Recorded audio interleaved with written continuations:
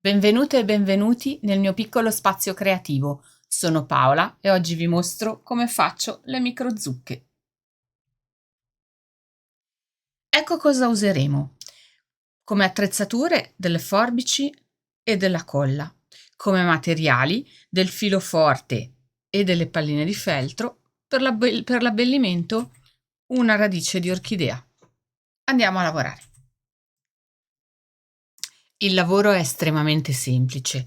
Si prende una piccola agugliata di filo e dobbiamo passare da parte a parte la nostra pallina di lana, facendo scorrere quasi tutto il filo al suo interno. Va lasciata una piccola estremità, che è quella che terremo in mano e che ci servirà a creare gli spicchi della zucca. Ripetiamo l'operazione, quindi l'ago passerà di nuovo da dove è entrato prima e uscirà da dove è uscito, creando un'asola intorno alla pallina di lana, che andrà tirata stretta. Questa operazione va ripetuta 4 volte.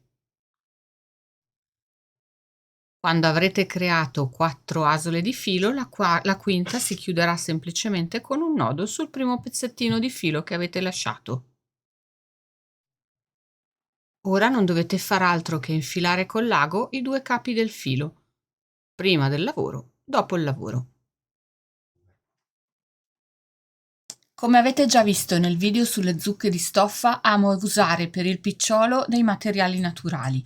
Questa, ad esempio, è la radice secca di una delle mie orchidee, dalla quale taglierò un piccolo pezzo che incollerò nell'incavo creato dalla cucitura della mia zucca. Con un goccino di colla forte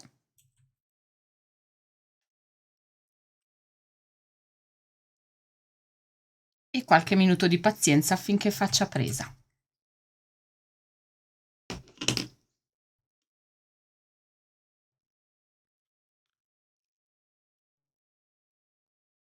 Qualche minuto di pazienza per permettere alla colla di far presa e la nostra zucca è finita.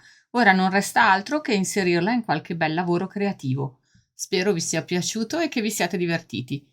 La prossima volta vi faccio vedere come la uso con un piccolo gnomo.